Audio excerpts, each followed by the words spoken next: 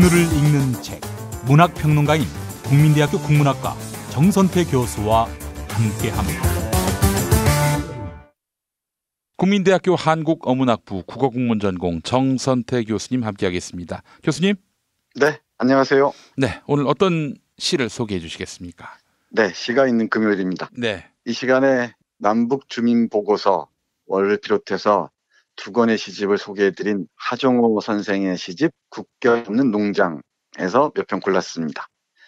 요즘 농어촌에 가보면은 일손이 없어서 대부분이 외국인 노동자들이 많습니다. 제가 가까이 지내는 어떤 분도 밤 농사를 짓는데요.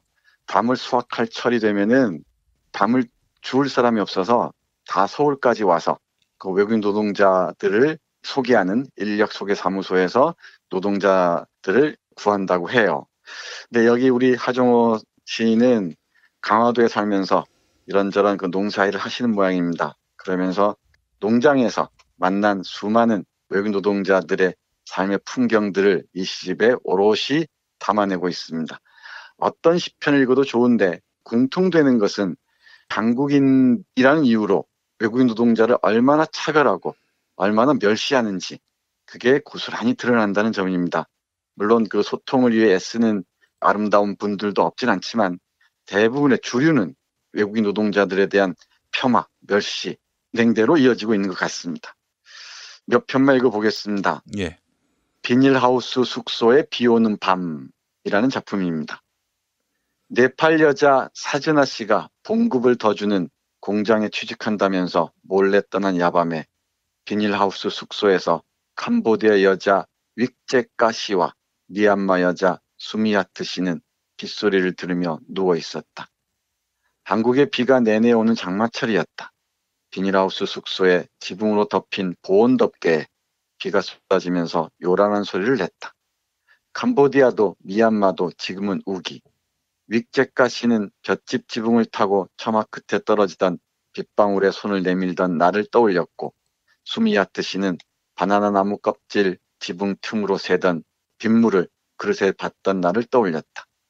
이렇게 비오는 야밤에 고국이 다른 두 여자는 아무 이야기도 하지 않고 각자 시름에 잠겼다.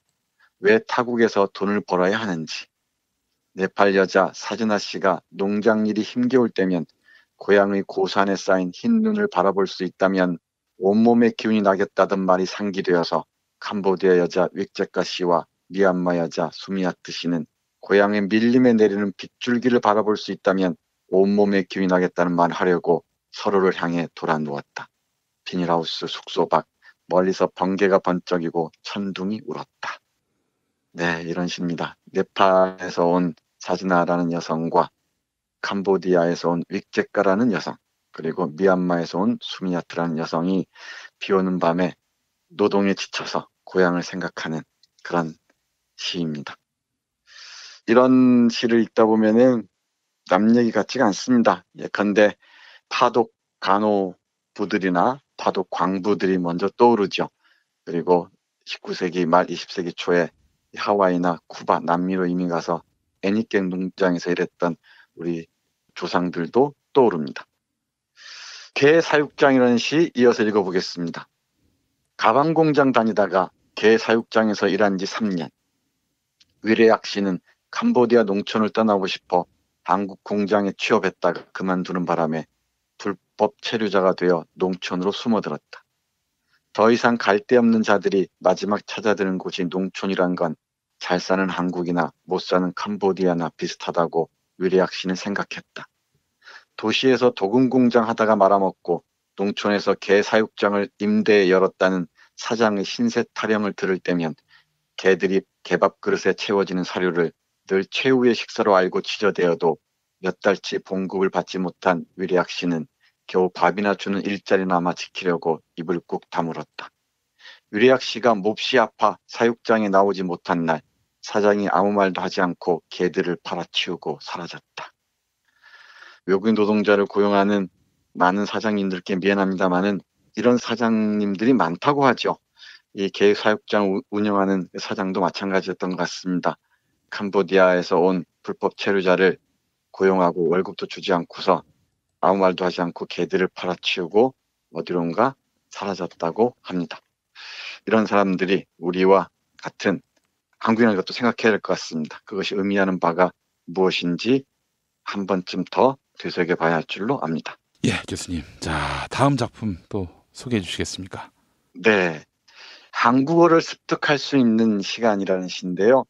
2014년 4월부터 결혼 이민 비자 발급 기준을 강화해서 한국어 능력 시험에서 일정 점수 이상을 받거나 현재 한국어 교육기관의 수업을 일정 시간 수료한 이에게만 입국을 허용한다고 하네요.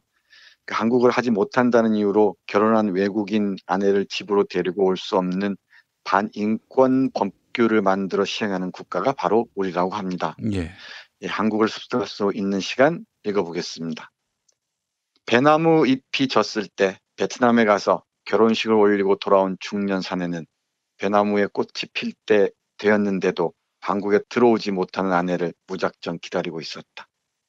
남자와 여자가 마음이 맞아 함께 살기로 작정했는데 왜 한국어를 할 수 있어야 하는지 중년 사내는 이해하지 못했다.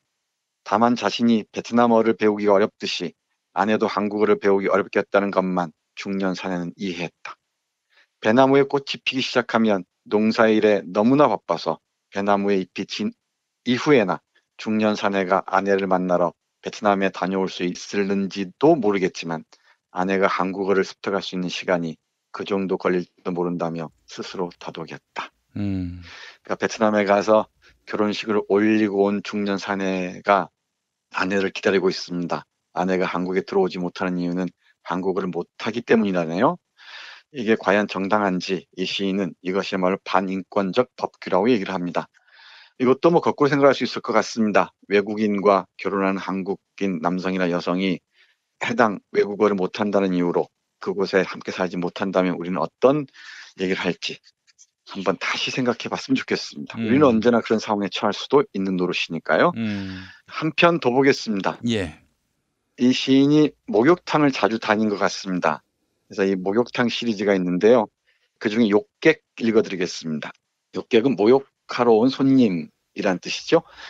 여기서 어떤 청년을 만납니다.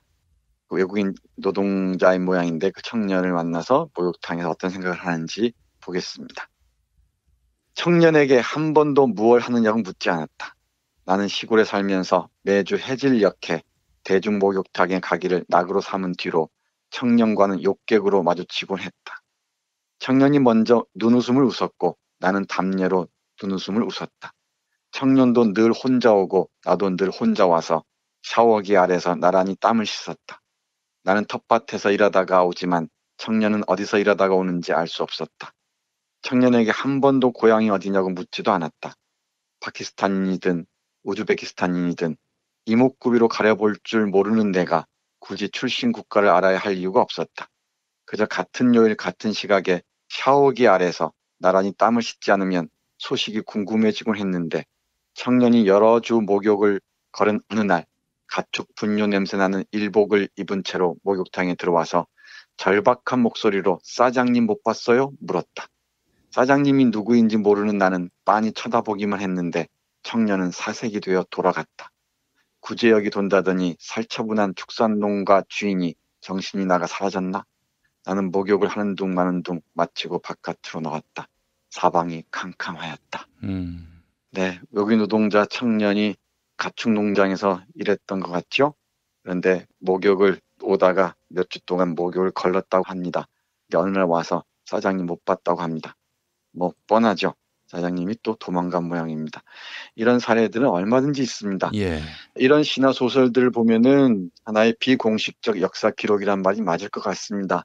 오랜 세월이 지난 뒤에 정말 우리가 다민족 사회가 될 때 그러지 않으라는 법도 없으니까 19세기 말, 1990년대, 2000년대 초반 우리 사회가 이러했다는 하나의 근거로 이 하정우 시인의 시집 국경원 논장이 남지 않을까 생각을 합니다. 참 못난 사람들입니다, 정말. 이런 이야기 들으면 너무 아프고요. 인간이 또 미워집니다. 네, 그렇습니다.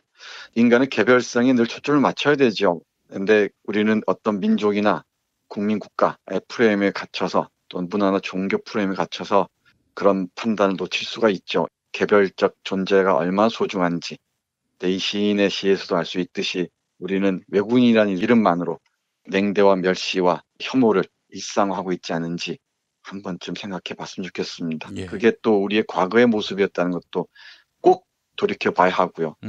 미래에 언젠가 우리가 그런 처지에, 그런 상황에 처할 수도 있다는 것도 다시 한번 깊이 새겨야 할 것 같습니다. 예, 알겠습니다. 자, 교수님, 한 작품만 더 소개해 주시겠습니까? 그럴까요? 국경 없는 농장의 나날이라는 시 마지막으로 읽어드리겠습니다. 예. 며칠 철야 작업한 레아카나 씨가 상추밭에 쓰러졌을 때 농장 사장은 레아카나 씨보다도 상추를 먼저 살펴보았다. 레아카나 씨는 봉급을 받아가고 상추는 매출을 올려준다는 생각이 머릿속에 박힌 농장 사장에겐 너무나 자연스러운 동작이었다. 더운 나라 캄보디아에서 온 여자 레아카나 씨가 버티지 못할 정도로 후덥지근한 비닐하우스 안에서 한국인 노파들은 상추를 포장하면서 덤덤하게 바라보았다. 역시 더운 나라 캄보디아에서 같이 온 여자 미타 씨가 레아카나 씨를 부축하고 비닐하우스 밖으로 나와 나무 그늘 아래서 쉬는 동안 농장 사장은 나와보지도 않았다. 네, 이렇게 씁니다. 정말 쉬운 언어로, 일상적인 언어로 우리가 어떤 사회에 살고 있는지, 한국인 사장들이 어떤 모습인지, 한국인들은 또 어떤 눈길로 우리와 다른 사람들을 바라보는지, 이 다른이라는 말에 따옴표를 치겠습니다만 예. 우리는 각자 다를 수밖에 없는데 한국인이라는 이름 하나만으로도 우리는 그들보다 낫다라는 근거 없는 우월감들이 이런 상황까지 이르게 한 것은 아닌지 또 생각하게 됩니다. 알겠습니다. 오늘 참 많은 것들을 생각하게 하는 시라기보다는 에세이 같은, 또 에세이보다는 경문 같은 그런 느낌의 시들 소개해 주셨습니다. 네, 맞습니다. 네, 자 교수님, 월요일에 또 뵙겠습니다. 네, 고맙습니다.